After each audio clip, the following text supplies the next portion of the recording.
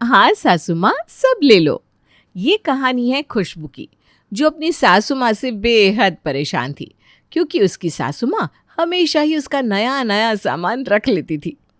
जगदीश, ये देखो, ये दुपट्टा कितना सुंदर लग रहा है ना। वो जो मैंने पिछले महीने पिंक कलर का सूट लिया है ना, ये उससे बिल्कुल मैच करेगा। अच्छा ये बताओ, वो जो लाल रंग के दुपट्टे रखे हैं, तुम्हें उनमें से ज़्यादा अच्छा कौन सा लग रहा है? मुझे वो तीसरे नंबर वाला ज़्यादा अच्छा लग रहा है। ओके। खुशबू इस दुकान से खरीदारी करती है और उसके बाद अपने पति के साथ दूसरी दुकान में चली जाती है। अच्छा जगदीश, मैंने तो अपने लिए बहुत सारी शॉपिंग कर ली। अब तुम बताओ तुम्हें क्या चाहिए? तुम भी कुछ लो ना प्लीज़। अरे जानू, तुमने ले लिया, मेरे लिए यही काफ़ी है। और हम लड़कों का क्या है, हम लोग तो एक शर्ट भी 5 साल तक पहन लेते हैं। अब इतना भी मत बोलो। हाँ, पिछले महीने ही तुम 2 नई शर्ट लेकर आए हो। वो तो है। अच्छा छोड़ो, फिलहाल तो मुझे कुछ नहीं चाहिए। मुझे अगर लेना होगा तो मैं कभी बाद में ले लूँगा। तुम और सामान देख लो, तुम्हें और क्या चाहिए? सारा सामान तो हो गया है मेरा, लेकिन अब मुझे अपनी मम्मी के लिए बेडशीट लेनी है। वो बोल रही थी कि उनकी सारी बेडशीट पुरानी हो गई है, तो मैं इसी मार्केट से ले लेती हूँ एक। हाँ हाँ, क्यों नहीं। अरे एक क्या, 2 बेडशीट ले लेंगे सासू माँ के लिए। ओके। दोनों चादर की दुकान में पहुंचते हैं। भैया, वो पीले रंग वाली चादर कितने की है? बेटा वो तो 700 की है। भैया ज़रा निकाल कर दिखाइए ना। और इसमें और कलर है क्या? हाँ हाँ, है ना, बहुत सारे कलर है। आपको भूरा मिल जाएगा, लाल मिल जाएगा, नीला मिल जाएगा, सफ़ेद भी मिल जाएगा। अच्छा, नीले कलर में भी दिखाना। आप दोनों बैठ जाइए, मैं अभी दिखाता हूँ। इसके बाद दोनों पति पत्नी मिलकर चादर की खरीदारी करने लगते हैं। खरीदारी करके दोनों घर आते हैं। बहू, और बता, बाहर गई थी क्या? क्या क्या लेकर आई? वो माँ जी, ये अपने लिए दुपट्टे, कंगन, चप्पल और ये कुछ छोटे मोटे अपने ज़रूरत के सामान। अच्छा, दिखा तो ज़रा। ये देखिए, ये पिंक कलर का दुपट्टा, ये बैंगल्स, फेस वॉश, क्रीम और शैम्पू, और ये चप्पल। वाह, ये चप्पल तो बड़ी अच्छी लग रही है। जी सासू माँ, ये भी ट्रेंड में चल रहा है ना, तो मैंने सोचा मैं भी ट्राई कर लेती हूँ। अच्छा, कितने का है ये चप्पल? माँ जी, 350 का। अरे वाह, दाम भी सही है। सुन ना बहू, मैं क्या कह रही थी, नमिता का कॉल आया था। वो बोल रही थी उसकी पुरानी वाली चप्पल टूट गई है, तो मैं सोच रही हूँ उसे ये वाली चप्पल दे दूँ, और ये दोनों कंगन ना मुझे दे दे। मैं कल मनीषा के घर पूजा में पहन कर जाऊँगी। अभी तो मेरे पास कोई कंगन ही नहीं है। ठीक है सासू माँ। अरे तो ये 2-3 दुपट्टे लेकर आई है, तो इसमें से ये वाला दुपट्टा ना नमिता को दे दे। वो कह रही थी उसे लाल रंग के दुपट्टे की ज़रूरत है। ठीक है सासू माँ। अच्छा, ये वही वाली क्रीम है जो तूने 15 दिन पहले मुझे लगाने को दी थी? अरे ये ना वाकई में बहुत अच्छी क्रीम है, चेहरा एकदम साफ और गोरा कर देता है। ये मैं रख लेती हूँ, ठीक है? ओके सासू माँ, मैं थोड़ा फ्रेश हो लेती हूँ अब। खुशबू अपने कमरे में जाती है, जहाँ पर जगदीश पहले से बैठा हुआ था। ये लो, ये तुम्हारी मम्मी की bedsheets. Thank you so much Jagdish. अच्छा हुआ कि तुम चुपचाप ये वाला बैग सासू माँ से छिपा कर कमरे में ले आए, नहीं तो अगर सासू माँ ने ये भी देख लिया होता ना, तो वो ये भी ले लेती। वही तो समझ में नहीं आ रहा, मम्मी की आदत कब जाएगी। उन्हें मना भी तो नहीं कर सकते हम। हाँ, अगर मम्मी से कुछ कहेंगे तो मम्मी बहुत बुरा मान जाएगी। अरे बहू, तू ये अपना फ़ोन वहीं छोड़ आई? अरे नई चादर, क्या बात है, तुम लोग अब मुझसे सामान छुपाने लगे? नहीं तो सासू माँ, वो बस। अरे मुझे सब पता है, तुम लोग नहीं चाहते कि मैं ये चादरें देखूं, है ना? अरे नहीं मम्मी, ऐसी कोई बात नहीं है। ये वाला बैग मैंने पकड़ा था तो ये यहाँ मेरे साथ आ गया। अच्छा, तो ये बात है। वैसे चादर बड़ी सुंदर लग रही है, ज़रा खोल कर दिखा दिखा। अभी दिखाता हूँ। दोनों चादर खोलकर दिखाने लगते हैं। अरे वाह बहू, तेरी पसंद तो लाजवाब है। कितनी सुंदर सुंदर चादरें लेकर आई है तू, वो भी मेरे मनपसंद रंग की। अच्छा, ये चादरें मैं रख लेती हूँ, तुम लोग दोबारा मार्केट से ले लेना, ठीक है? ठीक है माँ, आप ले जाओ, मैं दोबारा ले आऊँगा। हाँ हाँ, चलो मैं चलती हूँ। देखा आपने, सासू माँ फिर से मेरी लाई हुई आधे से ज़्यादा चीज़ें ले गई। मैं इतनी पसंद से अपनी माँ के लिए लेकर आई थी वो चादरें, अब मैं उनसे क्या बोलूँगी? अरे खुशबू, तुम चिंता मत करो, मैं सेम टू सेम वैसी ही चादरें कल लेकर आ जाऊँगा बस। अगले दिन खुशबू की ननद आती है। ये ले बेटा, तेरे लिए ये नया चप्पल, ये दुपट्टा और ये एक नया सूट और ये दूसरा वाला बैग। इसमें ना मैंने तेरे लिए छोटे मोटे कुछ सामान रखे हैं। थैंक यू सो मच माँ। अरे कोई बात नहीं, एक की तो बेटी है मेरी। अगर तेरी ख्वाहिश पूरी नहीं करूँगी तो किसकी करूँगी। Love you so much mummy. वैसे ये सब लाया कौन? अरे इनमें से कुछ सामान तो मैं लाई हूँ, कुछ सामान तेरी भाभी लाई है। लेकिन देखकर लग रहा है ज़्यादा सामान भाभी लेकर आई हैं। अरे ये दोनों घूमने जाते रहते हैं ना, तो कुछ ना कुछ ले आते हैं। मैं उसमें से तेरे लिए कुछ ना कुछ रख देती हूँ बस। लेकिन मम्मी भाभी को बुरा लगता होगा ना? अरे उसको बुरा लगने से क्या होता है, तू ना इस बात की टेंशन ना ले। तू चुपचाप इस सामान का इस्तेमाल कर बस। अरे खुश रह अपनी ज़िंदगी में। हाँ माँ वो तो ठीक है, लेकिन ऐसा तो नहीं कि तुम भाभी का सारा सामान मुझे ही दे देती हो।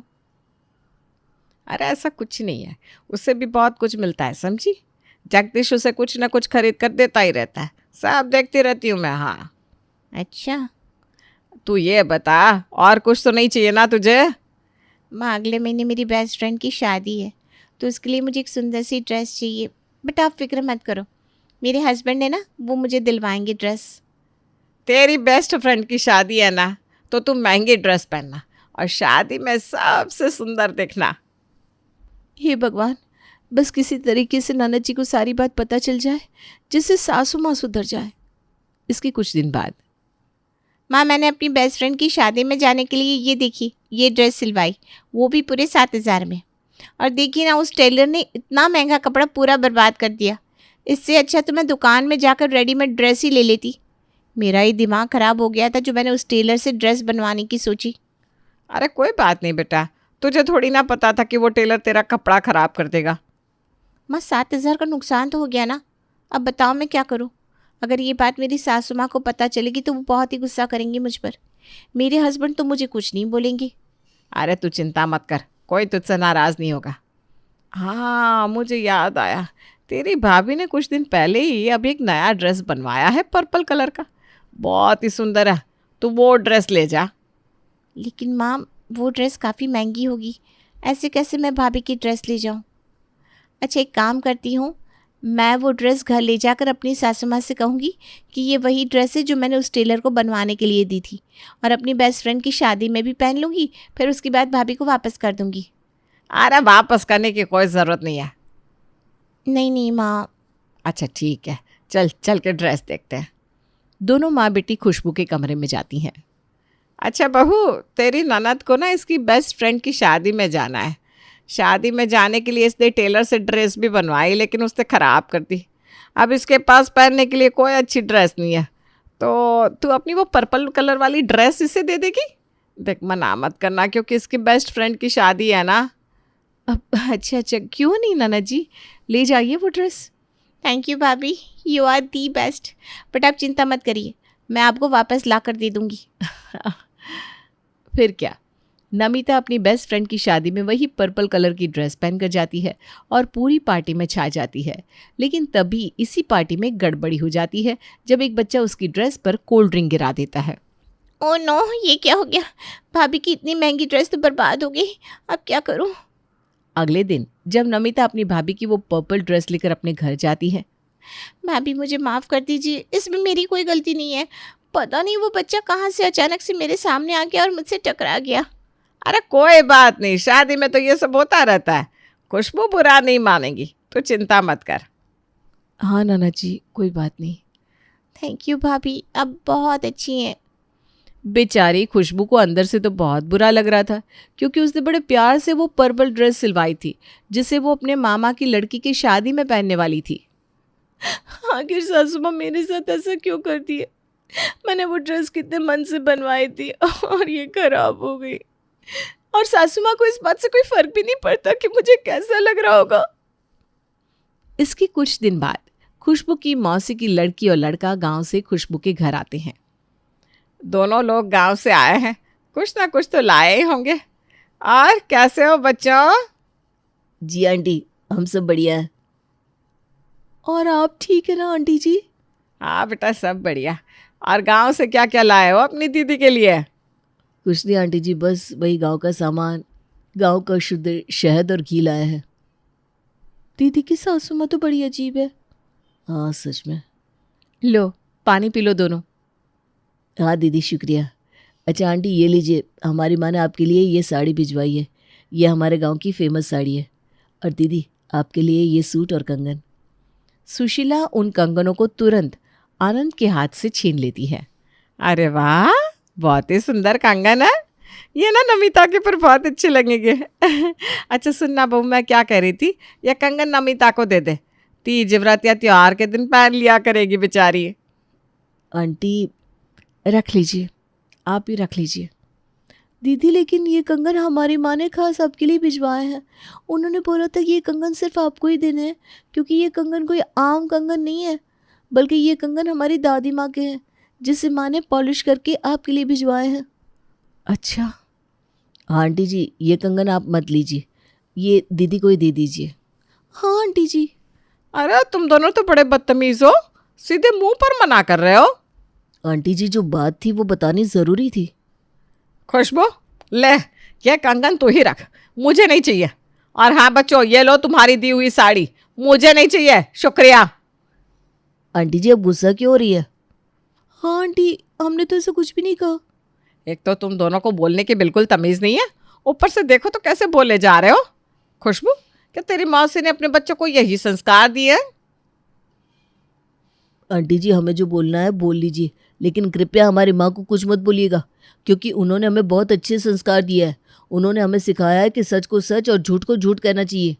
अच्छा, देख कर तो नहीं लगता कि तुम दोनों को बहुत अच्छे संस्कार मिले हैं। दीदी जीजा जी को कॉल करके कह दीजिए कि हम दोनों का वापसी का टिकट कटवा दे आज का ही। अरे आनंद, गुस्सा मत कर। सॉरी दीदी, हमें लगता है हमारा यहाँ रुकना सही नहीं है। अरे जाओ जाओ, तुम दोनों को रोक ही कौन रहा है। आनंद, पार्वती, तुम दोनों अंदर चलो मेरे साथ। खुशबू अपने दोनों भाई बहन को अपने कमरे में ले जाती है। दीदी यकीन नहीं होता आपकी सासू माँ ऐसी है। हाँ पार्वती, वो ऐसी ही है। उनकी पहले से ही आदत है कि घर में जो भी सामान आता है वो अपने पास रख लेती है, और ख़ासकर वो सामान जो मेरे लिए आया हो। लेकिन दीदी ये कितनी गलत बात है ना। उनकी उम्र 55 साल की है और हरकतें एकदम 5 साल की बच्ची जैसी। हाँ दीदी, मैंने आज तक ऐसी सास नहीं देखी। आप कुछ करती क्यों नहीं? अरे मैं क्या कर सकती हूँ पार्वती, तू ही बता। अब क्या इतनी सी बात के लिए इनको अकेला छोड़ दूँ? नहीं छोड़ सकती इनको। अरे दीदी हम इन्हें छोड़ने की बात कहाँ कर रहे हैं। हम तो ये कह रहे हैं कि आपको कुछ तो ऐसा करना चाहिए जिससे इनकी ऐसी बुरी आदत छूट जाए। हाँ दीदी, आपको जल्दी कुछ करना होगा, इससे पहले कि इनकी आदत और भी बेकार हो जाए। पार्वती समझ में नहीं आ रहा, आखिर मैं करूँ तो क्या करूँ। जगदीश जी से कुछ भी बोलो तो वो भी यही कहते हैं, बेचारे वो भी क्या कर सकते हैं। समझ सकता हूँ दीदी, मैं तो बस भोलेनाथ जी से यही प्रार्थना करूँगा कि आपके ससुराल में सब कुछ ठीक हो जाए। वहीं दूसरी ओर खुशबू की सासू माँ गुस्से से आग बबूला हो रही है और अपनी बेटी को कॉल पर न जाने क्या क्या बता रही है। देख ले बेटा, क्या दिन आ गया कि तेरी भाभी के भाई बहन मुझे आकर सुना रहे। एक चीज़ क्या मांग ली तो 50 बातें सुना दी मुझे। ये सब मिला है मुझे। मैं तो तुझसे हमेशा कहती थी ना कि तेरी भाभी एक नंबर की चालू औरत है, लेकिन तू उसे हमेशा अच्छा मानती थी। सच में माँ, आज आपके साथ बहुत गलत हुआ। आप चिंता मत करिए, मैं कल आती हूँ और भाभी को अच्छे से बताती हूँ। अब शाम को ही खुशबू के भाई बहन अपने गांव के लिए निकल जाते हैं। अगला दिन आता है और नमिता घर आती है। भाभी, कल आपकी मौसी का लड़का और लड़की मेरी माँ को क्या कह रहे थे? आप बताइए, क्या ये चीज़ सही है? हाँ ननद जी, मैंने सासू माँ से कई बार माफ़ी मांग ली है, आपसे भी माफ़ी मांगती हूँ, सॉरी। बस भाभी, माफ़ी मांगने से क्या होता है? उन्होंने तो मेरी माँ की बेइज्जती कर दी ना। आज खुशबू की ननद भी उसे बेवजह सुनाने लगती है। थोड़ी देर बाद, भैया आप केक लेकर आए हैं, किसका बर्थडे है आज? अरे तुम्हारी प्यारी भाभी का, और किसका? क्या आज भाभी का बर्थडे है? और नहीं तो क्या, लेकिन तू इतना क्यों चौंक रही है? वो भैया आज ना। नमिता जगदीश को सारी बात बताती है। क्या तूने बेवजह ही अपनी भाभी को ये सब कह दिया, बिना सच को जाने? सच? कौन सा सच भैया? अरे क्या बताऊं, मम्मी की एक बहुत बुरी आदत है। जब भी खुशबू कुछ ना कुछ सामान अपने लिए लेकर आती है तो मम्मी तुरंत ही वो सारा सामान ले लेती है और अपने पास रख लेती है या उसमें से कुछ तुझे दे देती है। देख नमिता, इसमें कोई गलत बात नहीं है कि वो सामान रखिए और तुझे भी दे। जितना और जो सामान रखना है वो रखे। लेकिन कभी कभी ऐसा होता है, खुशबू को कोई चीज़ बहुत अच्छी लगती है और वो उसे अपने पास रखना चाहती है, लेकिन हमारी माँ वो भी उससे ले लेती है या फिर तुझे दे देती है। सोच, अगर तेरे साथ ऐसा होता तो तुझे कितना बुरा लगता, तू सह पाती? हाँ भैया, ये बात तो आपने सही कही। मुझे नहीं पता था कि मम्मी सारा सामान अपने पास रख लेती है और मुझे भी उसी में से देती है। सोच, तेरी भाभी कितनी अच्छी है कि तेरी मम्मी की ये कमी कभी भी तेरे सामने नहीं आने दी। पता है क्यों? क्योंकि वो नहीं चाहती कि तुम दोनों को बुरा लगे। हाँ भैया, बहुत गड़बड़ हो गई। चलिए उनके कमरे में चलते हैं, मैं भाभी से माफ़ी मांगूंगी। दोनों भाई बहन खुशबू के कमरे में जाते हैं। नमिता अपनी भाभी से माफ़ी मांगती है। इसके बाद सभी लोग सीधे खुशबू की सासू माँ के कमरे में जाते हैं। माँ, आप ये जो भी कर रही हो ना, बिल्कुल गलत कर रही हो। आप ये सोचो कि जैसा आप भाभी के साथ करती हो, अगर वैसा ही मेरी सासू माँ मेरे साथ करे तो आपको कितना बुरा लगेगा। भाभी भी तो किसी की बेटी है ना माँ। प्रॉमिस करो कि आप आगे से ऐसा कुछ भी नहीं करोगी, वरना मैं कभी भी आपसे मिलने नहीं आऊँगी। अरे नहीं नहीं नमिता, तू ऐसा क्यों कह रही है? मैं वादा करती हूँ आज के बाद से खुशबू के साथ ऐसा कुछ भी नहीं करूँगी। तू सही कहती है, खुशबू भी किसी की बेटी है। मुझे उसके साथ ऐसा नहीं करना चाहिए। मैं भावनाओं में बह गई थी। चलो, अब सब सही हो गया। थैंक यू सो मच नन्ना जी। सुशीला देवी अपनी बेटी के समझाने पर समझ जाती है और वो अब अपनी बहू का कोई भी सामान इस तरह लेना बंद कर देती है।